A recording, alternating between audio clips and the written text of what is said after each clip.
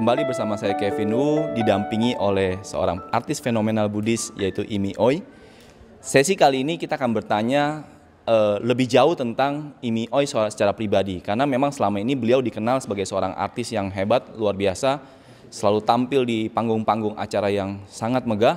Tetapi kita juga pengen tahu apa latar belakang Imi tentang Buddhism itu sendiri, dan juga kalau saya boleh mulai dari bagaimana Imi sendiri mengenal agama Buddha itu dari mana? Dari orang tua atau dari sekolah atau bagaimana?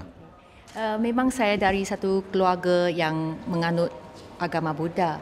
Tetapi masa saya muda dari lahir sampai umur 20 tahun, pengetahuan saya tentang agama Buddhis itu memang sembahyang saja. Minta-minta popi-popi macam itu. Jadi betul-betul saya kenal ajaran dan knowledge dan itu wisdom, itu kebijaksanaan dan teachings of the Buddha itu selepas saya buat lagu-lagu ciptaan Dharma. Bukan sebab saya sudah lama menceburi itu sutra dan mantra, buat banyak chanting, baru sudah buat banyak meditasi, baru saya buat lagu. Yang lagu itu membawa saya betul-betul mengenali. Justru semakin banyak ini membuat karya, semakin mengenali Dharma. Dan sebab ada lagu-lagu Dharma, saya mulai temu banyak-banyak macam sangga, orang-orang yang berpengetahuan tinggi tentang Dharma. Jadi ini dalam bahasa Mandarin kita kata shan zi shi. Maksudnya orang ni dia boleh sharing dengan kamu. Kenapa jadi macam ini? Kenapa itu ajaran Buddha boleh buat kita banyak berjalan ke satu perjalanan yang lebih terang. Nah, mungkin kalau setelah ini semakin mendalami tentang Buddhism, mungkin boleh nggak simpulkan sebenarnya apa sih arti agama Buddha bagi seorang Imi? Saya tak yakin cakap saya sudah mendalami agama Buddha, sebab ini satu pengetahuan yang sangat mendalam. Saya rasa sepanjang riwayat ini tak mungkin kita buat mendalam. Tapi saya pernah dengar satu ajaran dari Buddha, dia cakap, I only come to this earth to teach one thing.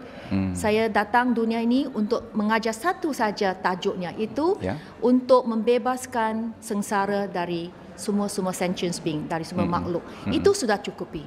Tak payah kita membuat banyak buku. Kalau ada masa, mungkin saya tak ada banyak masa. Sebab masa saya sudah banyak-banyak kena buat kerja-kerja mencipta, membuat recording, membuat mixing, membuat pementasan. Jadi tapi saya pun tak kesal sebab saya tak ada masa baca banyak buku-buku Dharma. Saya yakin yang penuh dalam hati saya kalau itu sangat terang, clarity.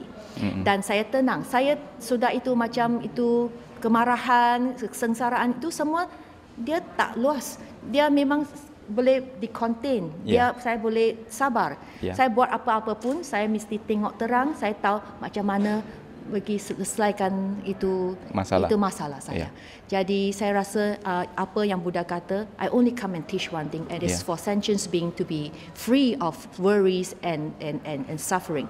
Jadi saya sebagai anak Buddhis, saya kena ikut ajaran guru saya. Saya menjadi tangan dia. Tangan kiri, tangan kanan kita semua macam itu Avalokitesvara. Saya boleh nak jadi Avalokitesvara, macam Kuan Yin. Dia ada banyak tangan, saya pakai tangan saya yang sebanyak mungkin buat lagu. Bagi lebih orang dengar lagu Dharma, dia boleh sedikit bagi sengsaranya pun jadi lebih hilang, lebih tenang, lebih damai. Itu sudah cukup. Ini yang menarik bahwa ternyata dari semua karya-karyanya Imi sendiri, bahwa ternyata dia sudah punya misi membabarkan Dhamma melalui lagu-lagunya, karya-karyanya. Karena tadi terinspirasi dari kalimat yang Buddha katakan bahwa tujuan dia datang ke dunia ini hanya untuk tujuan satu, yaitu membebaskan penderitaan. Nah, kalau dilihat dari ini, berarti misinya Imi sendiri membuat karya itu untuk membuat orang lebih damai, lebih tentram, sehingga mereka terbebas dari kesengsaraan itu. Saya rasa kita jangan minta untuk diri sendiri. Apa yang kita boleh buat untuk orang lain, yang itu mustahak. Itu yang luar biasa. Kalau you boleh buat egonya, tak ada. Kalau you tak ada permintaan untuk sendiri, tetapi semua yang kamu buat itu untuk menerusi ajaran Buddha, itu sudah mencukupi. Memang kita boleh jadi mendapat kebahagiaan, bukan kita mencari. Ini kebahagiaan dan semua bagus punya kawan, dia boleh datang sendiri. Iya, luar biasa ya. Jadi memang kalau kita lihat dari karya-karya Imi sendiri nggak hanya fokus di 1-2 saya sebutnya sekte. Yaitu Imi juga tidak hanya di Mahayana, tapi juga di Theravada, bahkan di Tantra. Mungkin apa yang membuat Imi sendiri punya wawasan yang begitu luas? Itu bukan ada wawasan, itu memang permintaan dari banyak-banyak organisasi Buddha dan peminat-peminat. Dia cakap boleh, macam peminat dari Hong Kong kata boleh tak nyanyi itu Heart Sutra dalam bahasa Cantonese. Jadi saya memenuhi keperluan ini. Memang saya tahu bahasa Cantonese. Jadi itu giving. Macam dana, tapi melalui lagu-lagu. Jadi kenapa saya dapat menulis banyak lagu-lagu dalam bahasa yang berlain-lainan? Sebab itu saya ingin satu ada hati memenuhi keperluan semua orang yang suka mendengari bahasa yang dia merasa selesa. Ya, jadi memang ini adalah tadi ya, kita bawa melihat bagaimana Imi seorang artis Buddhis yang luar biasa, dikenal di seluruh penjuru dunia, bahkan sampai ke banyak negara mengundang beliau, tapi masih begitu sangat rendah hati. Dan kali ini kembali saya ingatkan bahwa kita kehadiran Imi khusus nanti untuk di acara tanggal 4 Juni di Medan, kemudian tanggal 12 Juni di Jakarta, yaitu di Jakarta Convention Center Senayan, yang akan berlangsung di tempat yang akan menampung sekitar 4.000 orang, di mana juga nanti akan didukung oleh lebih dari 50 organisasi Buddhis di Indonesia, termasuk didukung oleh Departemen Agama sendiri. Dan oleh karena itu, mungkin sebagai mengingat, saya juga ingin mengajak semua umat Buddha Indonesia manfaatkan kesempatan yang luar biasa ini. Ini adalah momen yang sangat spesial.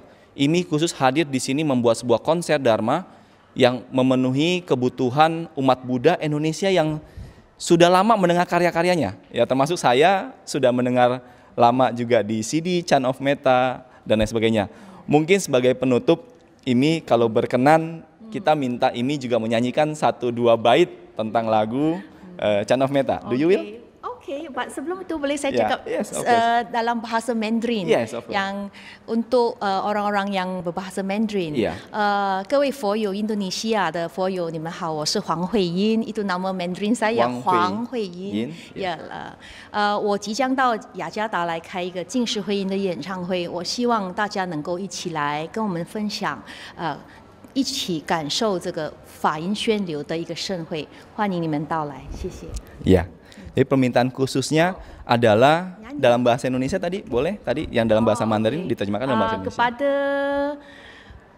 kawan-kawan Buddha atau apa agama, seluruh kawan-kawan di Jakarta. Song of Wisdom adalah satu konsert bukan saja untuk bertujuan untuk Buddhis sahaja, tapi ini Song of Wisdom memang satu lagu yang boleh menenangkan hati kita atau mendatangkan sedikit kebahagiaan. Kalau sudi datang untuk konsert ini, memang mungkin boleh mendengar sesuatu yang tak pernah kamu dengar. Tak pernah kamu dengar. Ini bunyi dan suara surgawi yang akan kalian dengar. Bukan dari saya, tapi itu tak tahu macam mana nak itu explain. Tapi kalau ingin cuba, boleh datang satu dalam bahasa Mandarin kita kata 非一般的演唱会. Jadi bukan konsert-konsert yang biasa kita boleh dengar dari mana-mana. Memang itu Dharma, music, mantra dan sutras. Saya harap saya boleh mempersembahkan satu konsert yang luar biasa. Jadi dengarkan suara musik Dhamma, suara surgawi, suara bidadari, dan juga masih banyak suara-suara yang akan akhirnya menenangkan jiwa kita. Ya seperti yang kita selama ini dengar karya-karya di Chan of Metta dan lain sebagainya. Nah sebagai penutup, Imi tadi saya diminta sama teman-teman untuk todong Imi supaya bisa menyanyikan 1-2 bait. Kita Chan of Metta. Kita nyanyi sama-sama. May all be well and happy. Semoga semua berbahagia. Itu Avera Hontu. Avira hontu, ajapaja hontu, awira hontu, sukiadana, pariharantu. Semoga semua berbahagia. Sadu, sadu, sadu. Demikian dari saya, terima kasih. Jangan lupa nantikan kami datang di acara tanggal 12 Juni tahun 2016 persembahan Waisak. Ini adalah konser Dhamma pertama didukung oleh lebih dari 50 organisasi Buddhis di tanah air, dan juga jangan lewatkan kesempatan ini kali pertama IMEI di Indonesia. Semoga ini menjadi persembahan dalam bagi karya terbaik. Undang seluruh keluarga Anda, ajak orang tua Anda, ajak anak Anda, ajak saudara-saudara Anda hadir dan tanya lebih jauh di kota-kota tempat di wihara-wihara terdekat. Sekian dari saya, sekian dari kami. Mungkin ada kata penutup, closing statement? Closing statement. Namo Amitofo. Amitofo. Sadu. Om Mani Padme Hum. Sadu, sadu, sadu.